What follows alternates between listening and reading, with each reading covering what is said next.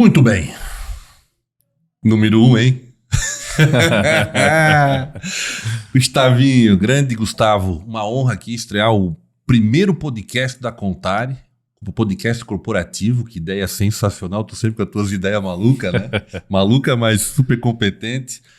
Cara, pra gente começar, eu tava aqui olhando esse material que a gente preparou para hoje, mas, cara, me conta um pouquinho, antes de entrar na história da Contari, me conta um pouquinho da história do Gustavo. Gustavo com negócio, Gustavo com Criciúma, a gente sabe que a tua família é bem conhecida aqui, tu é um cara também que interage com a cidade há muito tempo, vocês já estão totalmente integrados com a cidade, mas vamos conhecer um pouquinho de perto esse cara aí, se tem algum mistério, a gente vai acabar com esse mistério hoje. Conta aí pra gente um pouquinho dessa tua história, cara. Vamos lá, Lopes. É um prazer também estar gravando contigo aqui, né? A gente já tem desenvolvido vários projetos juntos, né? E esse aí, então, é verdade. É mais um, né? Mais um projeto que tem tudo para dar certo.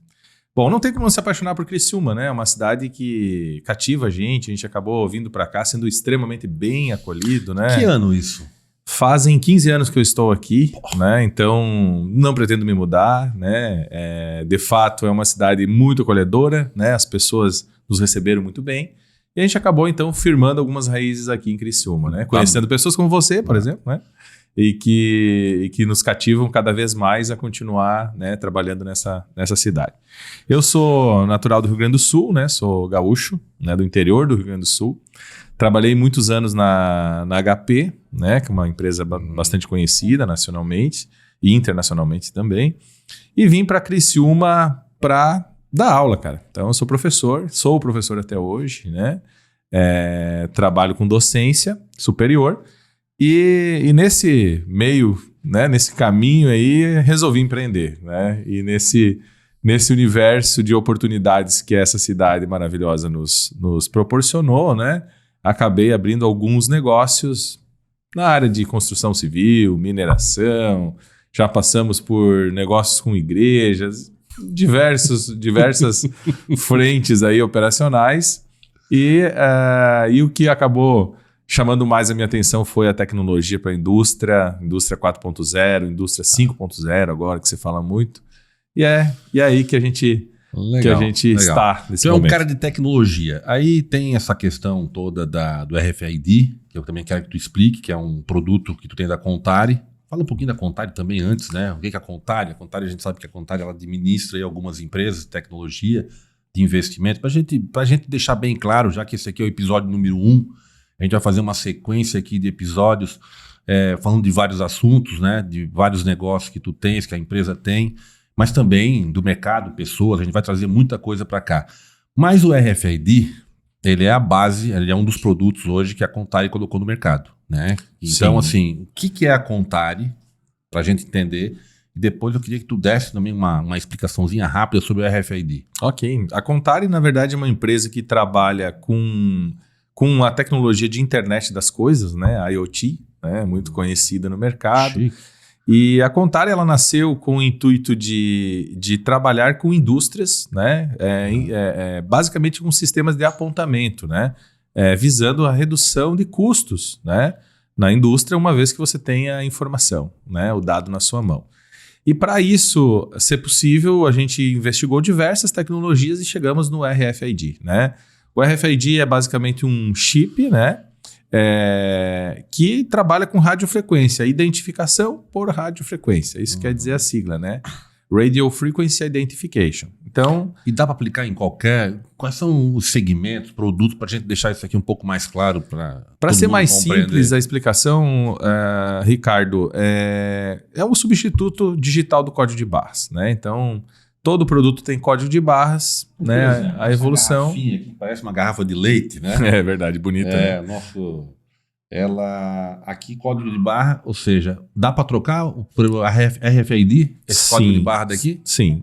O código de barras ele é uma forma de identificar unicamente, né, o produto, e ele tem uma maneira manual de ser coletado, né, um coletor manual. O RFID, a diferença é que você consegue fazer essa coleta de forma digital. Então, enquanto você vai passar 1.000 águas uma por uma, né? Você em segundos consegue coletar as informações de 1.000 garrafinhas de água. Então essa que é essa grande Para sacada. gestão também, é mais rápida a informação para tomada de decisão, né? Sem sombra de dúvida, porque você consegue ter isso em tempo real. Então pensa, por exemplo, numa loja de roupa, né? Você tem lá 5.000 itens, camisas, calças, bermudas, né? Como que você consegue gerenciar esse teu estoque hoje, né? Hoje você não faz essa contagem diária, é impossível, né? Humanamente impossível, economicamente, financeiramente impossível também. Então o RFD ele permite que você pegue um coletor manual na sua mão e em 10, 20 minutos você conte o teu estoque como um todo, né? Então você, como gestor, tu tens essa informação na mão em tempo real. Então isso reduz as tuas perdas, você consegue entender melhor o fluxo de tipos de roupa que estão sendo vendidas na frente da loja, a cor que está sendo vendida, o modelo e tudo mais. Então isso permite que você tenha uma inteligência de negócio importante e, obviamente, que isso se reflete na venda. Cara, outra coisa, assim, hoje quem é o grande... Quem tá usando demais o RFID? A indústria da confecção, a de cerâmica, quem é hoje que tá voando esse... Hoje ela atende segmento. Praticamente todos os segmentos, né, Indústria. Ricardo? Indústria, varejo principalmente, mas o grande precursor do RFD no Brasil foi a Renner, né, que é uma magazine, né, que lançou um projeto que foi inclusive mundialmente reconhecido e isso trouxe então uma demanda muito grande dentro das confecções, né? Então a confecção hoje, o RFD já não é mais uma novidade, é algo que é um commodity praticamente, né? Ou seja, a gente não pergunta se eles vão ir para o RFD, e sim quando eles vão ir para o RFD, porque é um caminho sem volta, né? Quando uma magazine coloca, né, a tecnologia, toda a cadeia acaba sendo impactada também. Então, todos os fornecedores e todos os fornecedores dos fornecedores, né? Por exemplo, desde a costura, do corte, do acabamento e da expedição, no caso das indústrias que fazem private label, acabam empregando essa tecnologia. Gustavo, eu tava lendo uma matéria esses dias que me chamou a atenção. Nós estamos falando de tecnologia aqui, a internet das coisas. Hoje, o setor de petróleo, né, o petróleo, alguns itens hoje fundamentais na economia mundial, hoje eles estão totalmente atrelados à economia, à tecnologia, à gestão em tecnologia. Quer dizer o seguinte, olha que ponto nós chegamos, assim, hoje tu não tem mais como sobreviver ou viver sem tecnologia. Tu acha que para onde é que a gente vai, cara? Até porque tu tinha um projeto ali, já puxando as coisas, que eu brinquei lá, botei aquele óculos, não sei se era o metaverso, inteligência artificial. Sim. Tá? Então, assim, cara, não tem limite. E muita coisa, a maioria das coisas chegam para ti. Então, assim, como é que tu estás enxergando daqui a 5 anos? Nem precisa esperar muito tempo. Até porque também nós estamos no meio de uma guerra, e outra guerra, né? E quando tem uma guerra, a gente sabe que a tecnologia avança. Aquela proteção de míssil de Israel contra os mísseis que chegam, ali é um negócio, aquele bagulho ali é doido, cara. Com certeza. Então como é que tu enxerga isso, essa tecnologia, com esses eventos hoje, daqui a 5 anos, cara, nem vamos puxar muito tempo. Eu vou te dizer que existe sim uma tendência muito grande de evolução tecnológica, né? A gente pode observar isso com a computação generativa agora, né? Com o ChatGPT, né? Que está todo mundo falando, né? Com a inteligência artificial de fato mudando profissões, né? Tem várias profissões que vão deixar de existir ou vão se remoldar, né? Se reformatar, reformular.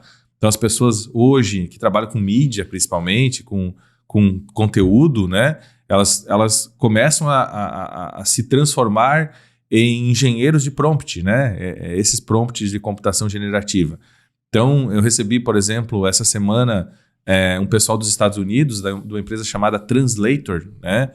Que foi criada dentro da Universidade de Harvard e tem uma parceria muito grande com o MIT, onde eles conseguem traduzir vídeos, qualquer vídeo. Por exemplo, você falando na tua língua em português, você submete, né, o seu vídeo a essa plataforma e essa plataforma gera você falando com a sua face, com a sua voz em qualquer língua do mundo, né? Então isso é muito disruptivo e está chegando no mercado agora, não é daqui 5 anos, né?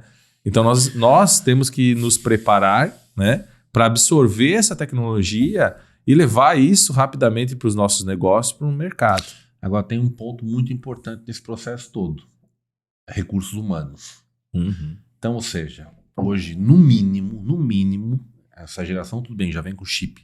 Mas hoje, mesmo uma pessoa, seja qual for a idade que ela esteja no mercado de trabalho, ela tem que entender alguma coisa de tecnologia. É mais ou menos por aí? Certamente. Hoje todas as áreas envolvem tecnologia. Hoje, se faltar internet, a gente não trabalha. A gente não grava esse podcast aqui, né? Para o mundo. Então, para o mundo. Então, esses dias fizeram uma manutenção na rua da minha empresa. Eu tive que dispensar os funcionários, porque não tem o que fazer dentro da empresa sem internet, né? Hoje, os nossos sistemas estão todos interconectados, né? E isso também é um fator preocupante, porque você acaba tendo uma dependência da tecnologia, né? Muito grande. A economia depende disso, como você bem falou. E se você olhar para dentro das indústrias, a tendência é cada vez mais essa dependência crescer, né? Acabei de vir de uma empresa agora que faz tintas aqui, bem conhecida, a Farbin, e eles estão trabalhando com um conceito de tecnologia chamada Figital, ou seja, eles colocam uma tinta num determinado motor, por exemplo, essa tinta muda de cor de acordo com a temperatura, e eles têm um sensor que identifica a tinta, a mudança de cor, né, e avisa alguém. Ou seja, é o físico com o digital trabalhando de forma altamente integrada. Mas esse equipamento veio de onde? Daqui, local? É local, tecnologia local, né? Pô, cara, a gente não perde pra ninguém aqui, Não, né? não O Brasil tá bem, né? Tá bem. Outra coisa, outra coisa que eu também eu tava lendo esses dias que me chamou a atenção. O Brasil fez um cargueiro médio, tá? Cara, já tem encomenda, um avião nosso em parceria, mas se não me engano, acho que a Boeing tá montando um laboratório. Infraero, né? Tá montando um laboratório aqui. Então, pra te ver, cara, como a qualidade dos nossos cientistas, né? São muito bons. Cara, são muito Criciúma bons. também não fica muito fora disso, né? Não, a gente não acaba. Se tu fuçar o Nesc ali, a gente já conversou sobre Não isso. fica. Tu acha cada coisa ali, cientistas com várias patentes, cara, com material sendo feito, estudo, fazendo a diferença. E às vezes a gente nem sabe que as coisas estão acontecendo no Brasil, no mundo, com tecnologia daqui de Criciúma saindo lá do local. O bagulho é doido. Gustavo, quais são os principais componentes de um sistema RFID? Pra gente não fugir. A gente vai fugir um pouco do assunto, a gente volta, porque hoje o programa número 1 da Contare podcast é a gente entender um pouquinho mais do RFID. Esse é o nosso produto de hoje. Depois a gente vai dar umas pinceladas aqui em algumas coisas, mas a temporada vai mais a uns 2, 3 programas, né? A gente encerra, comemora e depois prepara 2024. Agora, explica pra gente essa questão dos componentes do sistema RFID para também o pessoal acabar entendendo cada vez mais sobre essa palavra aqui, ele tem um significado, né? Perfeito. Para facilitar o entendimento, basicamente é aquela etiquetinha que você cola no para-brisa do teu carro quando você passa do pedágio, né? O famoso sem parar, né? Então, se você olhar aquela etiquetinha, ela tem uma antena. Ela é RFID? Ela é um RFID. É Caraca. uma antena de RFID. Então, é uma etiqueta que tem um chip no centro e tem uma anteninha soldada a esse chip, né? A gente diz que essa tecnologia é passiva porque ela não tem bateria, né? Então ela é excitada com a radiofrequência. Então você emite uma onda de rádio, né? Que é emitida por uma antena. Essa antena tem que estar alocada fisicamente em algum lugar de passagem, né? Essa onda bate nessa antena, essa antena ativa o chip e o chip devolve uma identificação, um número, que é chamado de EPC, tá? Esse número, então, ele vai estar associado a alguma coisa. Então, se for, por exemplo, no sistema do Sem Parar, vai dizer o seguinte, olha, é o Ricardo Lopes que está aqui, né? Ele pagou a conta do pedágio dele, então abre a cancela, né? Caso não tenha dinheiro lá na tua conta virtual, ele vai dizer o seguinte, olha, não tem saldo mais, deixa a cancela fechada. Legal. Né? Legal. Então é basicamente isso. E com esse cenário a gente pode aplicar isso em qualquer coisa, né? Por exemplo, nessa garrafa de água que você está segurando, eu posso identificar ela unicamente e dizer o seguinte, olha, essa garrafa de água saiu da fonte do rio Não beba, que essa aqui está contaminada Não, também. não, isso não acontece. O lote. O lote, a validade, o local de produção, o processo produtivo, tudo isso você pode digitalmente capturar só fazendo a leitura do RFID. Legal, legal. Aqui também tinha sobre as diferenças, mas acho que já colocasse as diferenças entre o código de barras e o RFID. Então, acho que o código, complementar. O código de barras, basicamente, ele é um código analógico, né?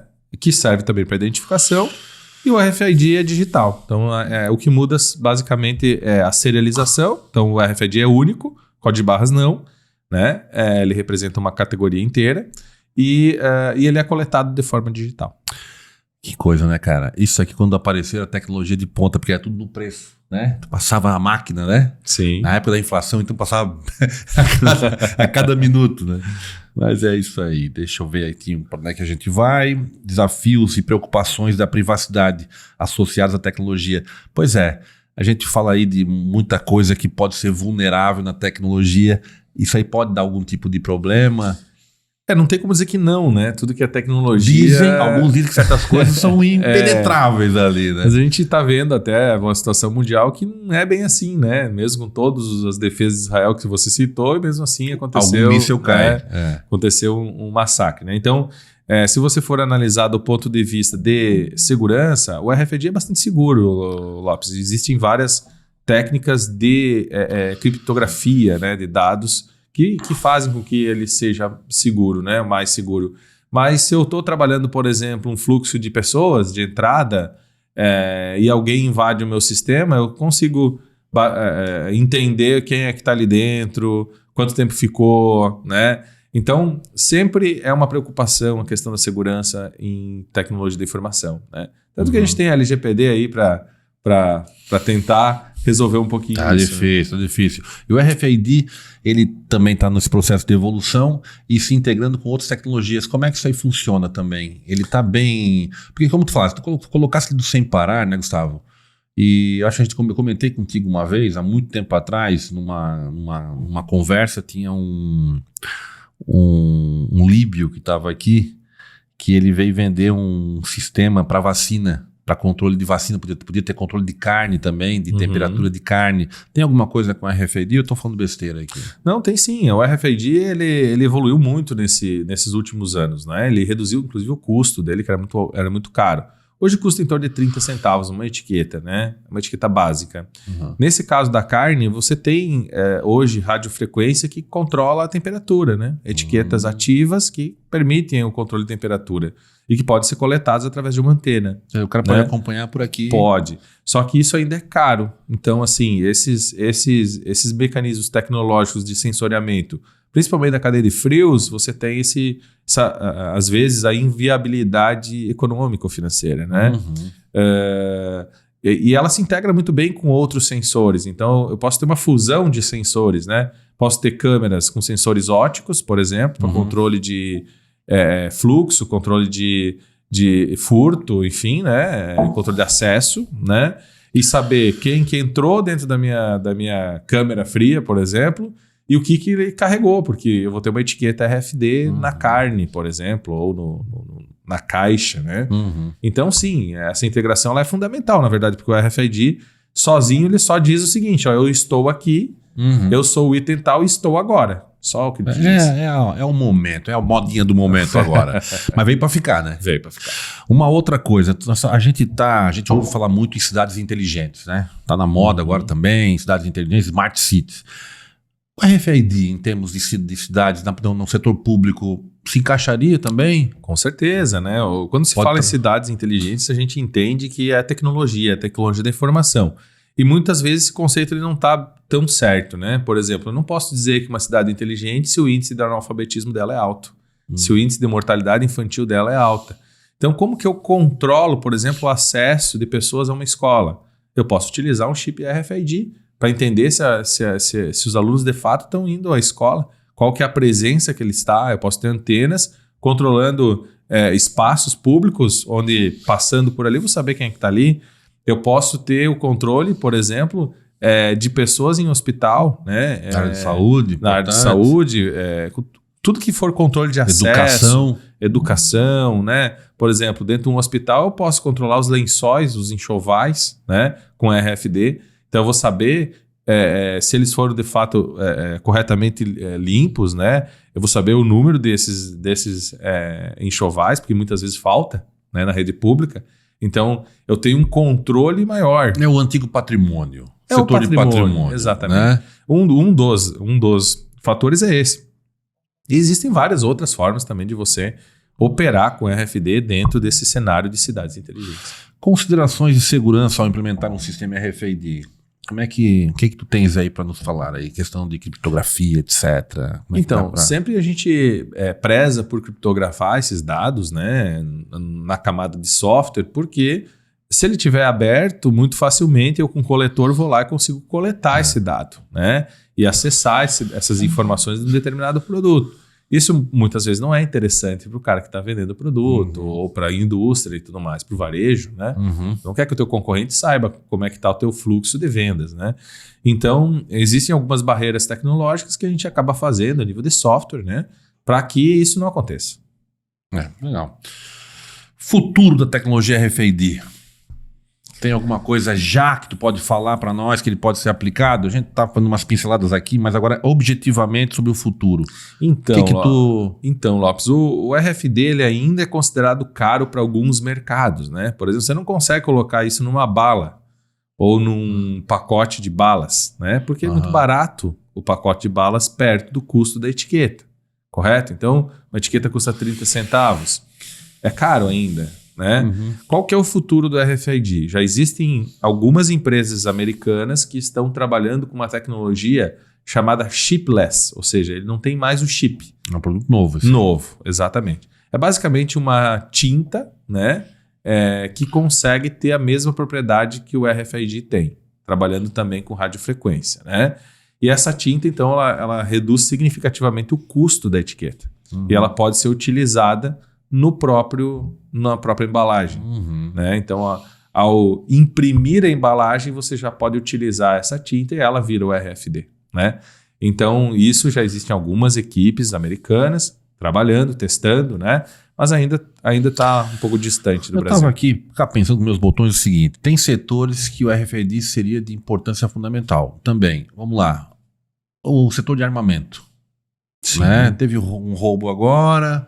Mas tem um setor que tem que ter muito cuidado com a arma, mesmo vendida, onde é que ela está, o monitoramento, não sei como é que é feito hoje, não entendo muito desse setor. Mas eu estava falando aqui, fiquei pensando, é uma questão também, segurança pública, né? Então, segurança pública e também é um produto importante, né, que a gente tem que ter controle. Se encaixaria também? Sim, com certeza. Existe, é um setor que também pode pagar, né? Sim, esse pode pagar. Lógico, e uma arma é cara, então com certeza tem aderência, né? Certamente, né? O controle de armamentos, de explosivos, por exemplo, de vários produtos sensíveis, como a questão das armas, ela tem aderência total. Outra questão que tem uma aderência interessante, se você for analisar, é no setor automotivo, né? Você já deve ter passado... por isso, né? Tá assistindo TV, daqui a pouco vem uma notícia do seguinte: olha, o Gol 1000, né? Do ano tal até o ano tal, recall. Né? Você tem que ir na concessionária para trocar a bucha do pneu, né? Que estragou. Por que acontece? Porque eles não têm controle de lote por automóvel. Então, eles não sabem qual lote é que deu o problema. Então, eles vão ter que trocar de todo mundo. Imagina o custo disso para a indústria automotiva, para a Volkswagen, por exemplo. Então, se eu tivesse um RFID dentro do carro, né, com as informações de todos os lotes de cada peça, que obviamente a indústria tem essa informação quando vai fabricar, você só chamaria o proprietário do veículo até a concessionária, escaneia a etiqueta e diz o seguinte: esse aqui não precisa trocar, porque não está no lote que deu o problema. Então, essas aplicações são imensas, né? Em diversas áreas. Então, é até difícil te dizer onde eu não consigo aplicar. Gustavo, e outra coisa. Fora a parte de tecnologia, parte agora off, Qual é o vinhozinho bom para se tomar hoje, custo-benefício? Eu sei que tu entende muito desse negócio de vinho. E o tempo louco que tá, né, meu irmão? Verdade. Né? Hoje nós estamos em setembro, frio e uma chuvinha, né? Verdade. Bom, saindo daqui a gente vai tomar um DV-Catena, né? Vamos. Vamos tomar um vinhozinho e talvez um charuto, né? Vamos ver o que Vamos celebrar o número 1, o né? Momento, vamos celebrar o número 1. Vamos ter que comemorar, né, Lopes? Legal. Cara, seguinte. O número 1 tá aqui. A gente acabou de fazer. Vamos para os finalmente, tá? Uma honra também eu fazer parte desse projeto aqui da Contari, um projeto corporativo, uma ideia que a gente acabou conversando, tu viu ali a necessidade da tua empresa e casar essa expertise, né? Eu acho que a gente tem muita coisa aqui para conversar, a gente vai trazer grandes convidados ainda nessa temporada. Na próxima temporada de 2024 também vem muita coisa boa aí, a gente está preparando algumas coisas muito interessantes, um conteúdo diferenciado, já preparado com os cortes aqui, então vocês vão ter muita coisa boa aí. Gustavo, eu que te agradeço a oportunidade de estar aqui, a gente vai estar junto aqui agora, vai ter um casamento aqui, né, profissional, de trabalho, tentar levar, além da informação, a gente se divertir. Eu acho que é assim que as coisas funcionam, tá? E o Carlinho tá aí também para cuidar da gente, né? Com certeza. Fazer a produção aí, né, Carlinho? Tá aí. Muito obrigado por esse tempo. Gente, obrigado. Valeu. Eu curtiu? Muito, certo? muito. Faltou alguma informação do RFID, não? Não. Eu acho que a ideia desse trabalho é, de fato, desmistificar a tecnologia, né? Falar bastante sobre a RFID e sobre demais tecnologias que fazem parte desse contexto, né? E eu também queria te agradecer por topar, aceitar esse desafio aí junto comigo. Desafio junto comigo. Com a Contari. Desafio é comigo. E tem outra coisa, a gente vai trazer também aqui, vai trazer fornecedores, clientes, a gente vai entender o processo. Hoje foi só uma palhinha do que a gente vai fazer. Para vocês entenderem, que às vezes também não é só uma grande indústria, talvez uma indústria média, uma empresa média, ela pode chegar pequena e resolver organizar, né? Resolver organizar o negócio dela. Então é isso que a gente vai fazer aqui, mas não fiquem tranquilos, não é só RFID, a gente vai falar de muita coisa aqui. Vai ter também um bom sommelier aqui para falar de vinho, ver se também... Com certeza. Vinho também vai RFID. Vai, com certeza. Vai. É isso aí. Gente, muito obrigado.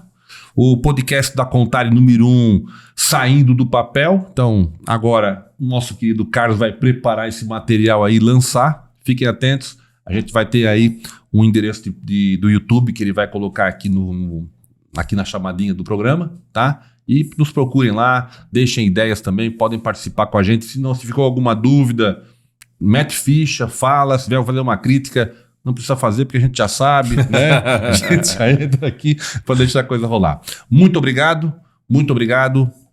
Fechou? Até a próxima. Valeu.